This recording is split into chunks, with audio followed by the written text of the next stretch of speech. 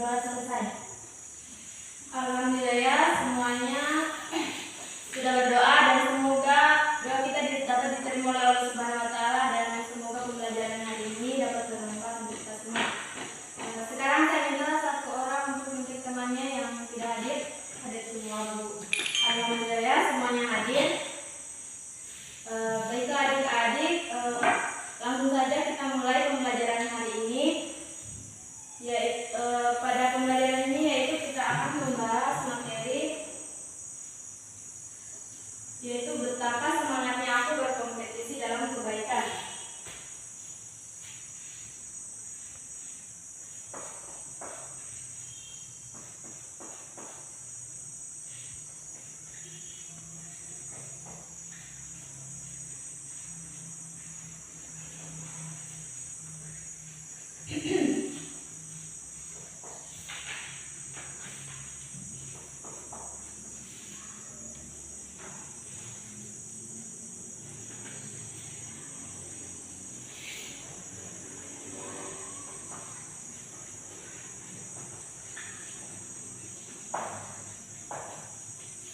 Dalam bab ini kita akan membahas beberapa poin. Yang pertama yaitu memahami.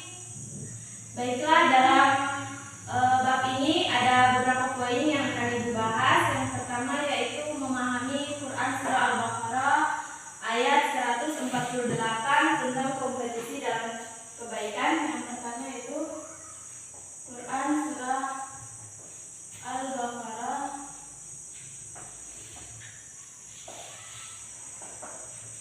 ayat 148, dan yang kedua yaitu memahami Quran Surah Al-Fatir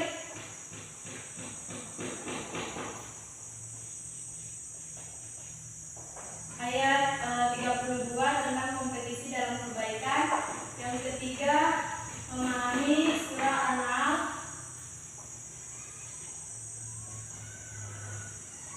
ayat 97. Yang keempat yaitu memahami hadis riwayat Ibnu Majah dari Jabir bin Abdullah.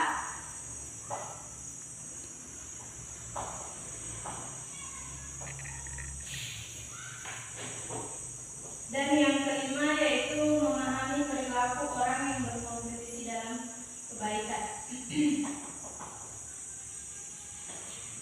Jadi yang pertama yang akan saya bahas yang pertama Quran Surah Al-Baqarah ayat 148. Nah, dalam ayat tersebut dijelaskan bahwa secara umum ayat ini dapat dipahami sebagai dorongan kepada umat Islam untuk selalu berlomba-lomba dalam kebaikan, tentunya untuk melihat sebuah perbuatan tersebut baik atau tidak harus merujuk sesuai dengan aturan Allah Subhanahu wa taala, yaitu Al-Qur'an, dan sesuai dengan hadis yang sahih. Pada ayat ini juga Allah menerangkan bahwa bagi setiap pemeluk suatu agama mempunyai kiblatnya masing-masing. Tentunya kiblat itulah yang menjadi kecenderungan mereka untuk menghadap sesuai dengan keyakinan mereka, dan kaum muslimin mempunyai kiblat yang ditetapkan langsung oleh Allah, yaitu Ka'bah ya. Jadi yang kedua yaitu memahami Quran Surah Al-Fatir ayat 32.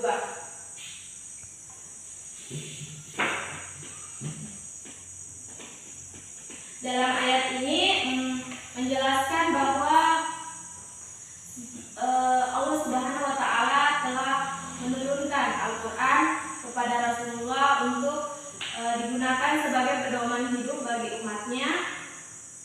Namun dalam realita kehidupan di antara umat Islam ada berbagai macam sikap dalam mengambil Al-Qur'an sebagai pedoman hidup. Sikap-sikap mereka di antaranya disebutkan dalam Al-Qur'an Surah Al-Fatir ayat 32, ada 3. Yang pertama yaitu mereka yang menzalimi diri sendiri, yaitu orang yang meninggalkan perintah-perintah Allah dan mengerjakan berbagai perkara yang diharamkan. Yang kedua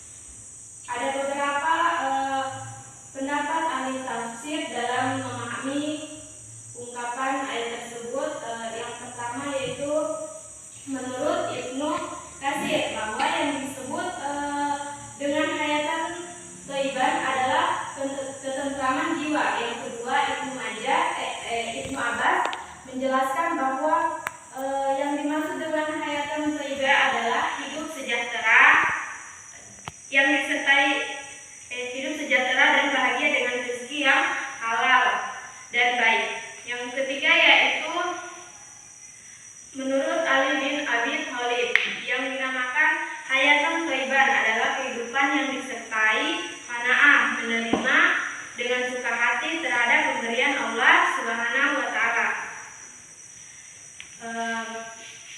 Sebelum kita ke poin keempat, hadis riwayat Ibnu Majah,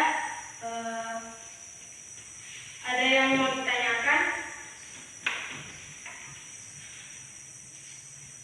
Saya Bu, ya silakan. Apa kandungan dari surah Al-Baqarah ayat 148? Oh, jadi kandungan Quran surah Al-Baqarah ini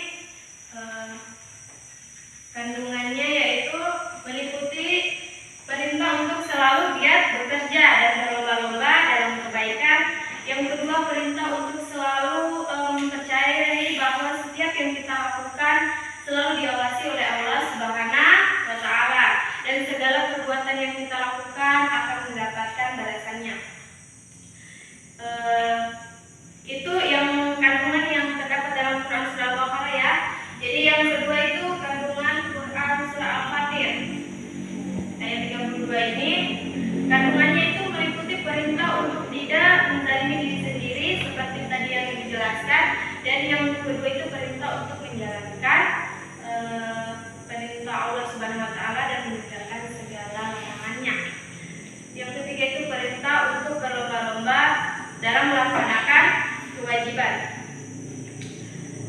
Yang ketiga itu kandungan Quran surah An-Nahl ayat 57 meliputi perintah untuk mencari rezeki yang halal dan baik agar hidup sejahtera penuh dengan keberkahan. Jadi itulah tadi kandungan beberapa surah. Baik, kita akan bahas yang keempat yaitu hadis riwayat Ibnu Majah. Dalam hadis riwayat Ibnu Majah memerintahkan kepada orang-orang Islam agar segera bertaubat sebelum meninggal, karena pada hakikatnya yang mengetahui tentang umur manusia tidak ada lain kecuali Allah Subhanahu wa taala. Umur tidak mengenal tua ataupun muda, memang apabila telah tiba maka ia tidak dapat mengerjakan atau ditunda walau sedikit. Kemudian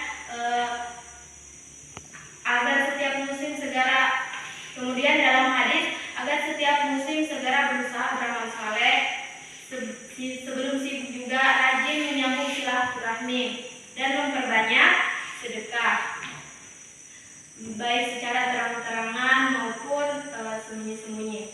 Apabila demikian dapat dilaksanakan oleh setiap muslim, pasti janji Allah akan datang, yaitu memperoleh rezeki dengan jalan yang mudah dan dapat pertolongannya serta diperbaiki taraf kehidupannya.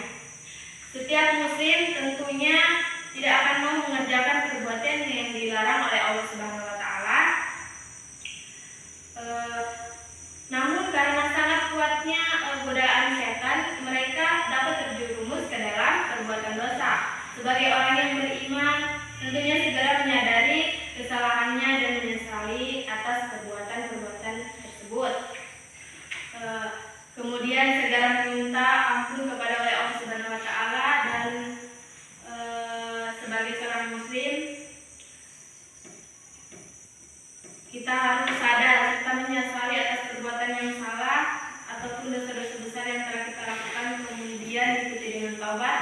Insya Allah Allah akan mengampuni dosanya. Taubat yang dimaksud adalah taubat nasuha, taubat yang sebenarnya. Jadi kita pun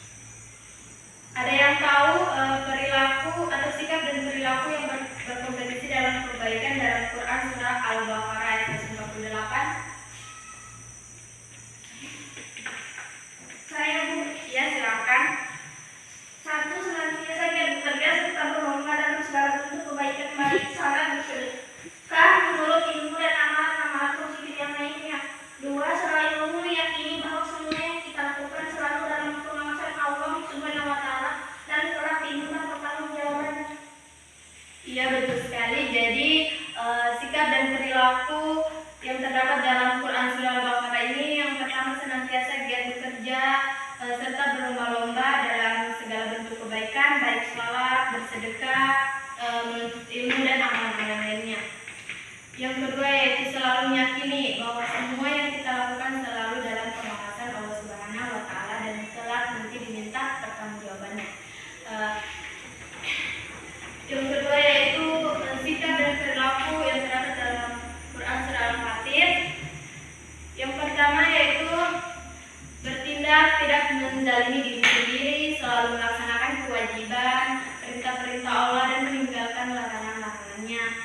Yang ketiga yaitu membiasakan diri untuk selalu berlomba-lomba dalam melaksanakan kewajiban. Sikap dan perilaku yang dapat diterapkan dalam surah An-Nahl ayat 97 ini. Yang pertama yaitu berusaha untuk hidup sejahtera dengan rezeki yang halal dan baik. Yang kedua, hidup penuh dengan qanaah, menerima dengan lapang dada segala pemberian Allah Subhanahu wa taala. Sikap dan perilaku yang dapat diterapkan dalam hadis, yang pertama yaitu selalu bersegera untuk bertaubat, meminta ampunan Allah Subhanahu wa taala dalam setiap melakukan kesalahan. Yang kedua, senantiasa melakukan amal saleh seperti menyambung silaturahmi, bersedekah dan amal kebaikan lainnya.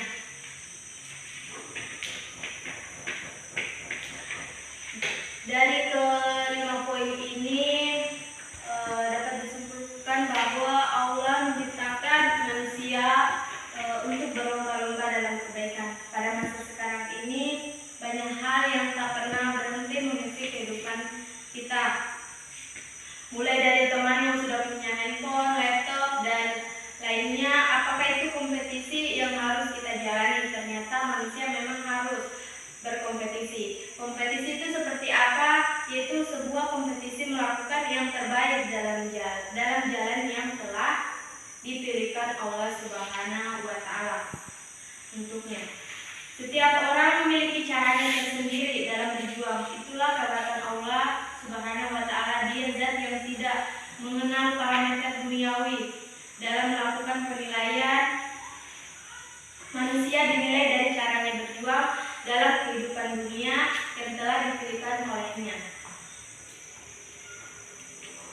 Allah tidak melihat manusia dari kekayaan, gelar pendidikan ataupun jabatan, karena kita menengok sejarah Islam. Umar bin Khattab selalu menganggap Abu Bakar sebagai rekan kompetisinya. Umar selalu berusaha untuk lebih unggul dari Abu Bakar dalam amal dan pengorbanan. Demikianlah para sahabat dan masih banyak lagi para as-salafus salihin yang pantas kita jadikan teladan guna menapaki kehidupan ini. Mereka berkompetisi guna menjadi yang terbaik di hadapan Allah Subhanahu wa taala. Ternyata menjadi kompetitif itu perlu kompetisi yang sesuai dengan porsinya, kompetisi dalam kebaikan. Semoga dalam kelima poin ini dapat diamalkan